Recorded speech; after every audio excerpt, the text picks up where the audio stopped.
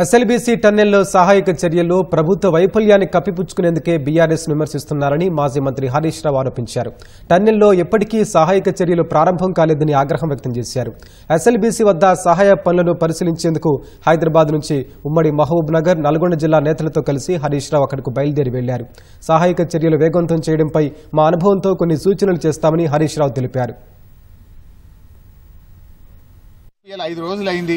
ప్రతి నిమిషం కూడా చాలా ముఖ్యమైనటువంటిది. వారి ప్రాణాలు కాపాడడానికి ఒక్కొక్క నిమిషం, ఒక్కొక్క క్షణం కూడా చాలా విలువైనటువంటిది. మీరు ఎంత తొందరగా సహాయక చర్యలు ప్రారంభించడం ద్వారా వాళ్ళ ప్రాణాలు కాపాడే ప్రయత్నం చేయాలి. లోపల వాళ్ళకు ఆహారం లేదు, త్రాగునీరు లేదు, మరి వాళ్ళు ఎలా 5 రోజులు జీవించాలి? సో దాని మీద మీ శ్రద్ధ కరువైందేమో అనిపిస్తా ఉంది. అసలు ఇప్పటి వరకు సహాయక చర్యల ప్రారంభమే కాలేదు. మక్కు తీయడం గాని, ఆ టన్నల్ బోరింగ్ మెషిన్ ను తొలగించాలా, అది అడ్డంగా ఉన్నటువంటి పార్ట్స్ తొలగించాలా, ఆ మక్కుని ఎలా బయటకు తీయాలి, ఆ మక్కు తీస్తే మళ్లీ తిరిగి పైనుంచి కొలాప్స్ అవుతుందా, ఒక అంచనాకు రాలేకపోతున్నారు, ఒక అవగాహనకు రాలేకపోతున్నారు. ప్రమాదం జరగడం దురదృష్టకరం. సరే, అది ఎలా జరిగింది, దాంట్లో ప్రభుత్వ వైఫల్యం ఉందా, తొందరపాటు ఉందా, జియాలజికల్ సర్వే ఆఫ్ ఇండియా అనుమతి ఇచ్చిందా లేదా, అనుమతిస్తే ఏం జాగ్రత్తలు చెప్పింది, ఆ జాగ్రత్తలు వీళ్ళు పాటించారా లేదా, అవన్నీ విషయాలు బయటకు రావాలి. కానీ ఇలా జరిగిన సంఘటన తర్వాత ప్రభుత్వ స్పందన చాలా బాధాకరంగా ఉంది. ముఖ్యమంత్రి ఏమో హెలికాప్టర్ వేసుకొని ఆయన ఎన్నికల ప్రచారానికి పోతున్నాడు. 8 మంది ప్రాణాలు ముఖ్యమా, ఎన్నికల ప్రచారం ముఖ్యమా రేవంత్ రెడ్డి గారికి?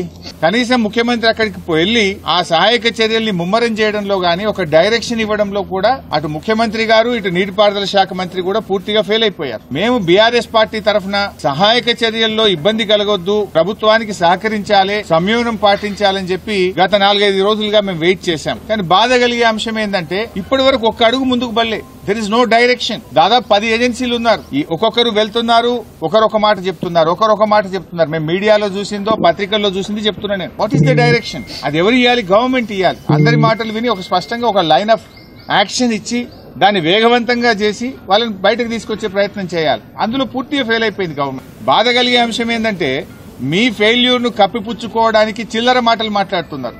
మేము రాజకీయాలు చేయకుండా సంయమనంగా, గంభీరంగా వాళ్ళ ప్రాణాలు కాపాడాలని బీఆర్ఎస్ సహకరిస్తా ఉంటే, ఉత్తమ్ కుమార్ రెడ్డి గారు టనల్ దగ్గర కూర్చొని ప్రమాదం జరిగిన సంఘటన దగ్గర నుండి బీఆర్ఎస్ మీద బురద జల్లే ప్రయత్నం, ఢిల్లీలో కూర్చొని రేవంత్ రెడ్డి ఎస్ఎల్బీసీ సొరంగంలో బీఆర్ఎస్ మీద బురద జల్లే ప్రయత్నం చేస్తుంటాడు. వెంకటరెడ్డి గారు అయితే ఆయన నీళ్లు, వాటర్ అంటాడు. ఆయన ఏం మాట్లాడతాడు, నేను ఆయన గురించి మాట్లాడి దండగా. సో ఇట్లా ఒక గందరగోళమైన పరిస్థితి ప్రభుత్వంలో నెలకొన్నది.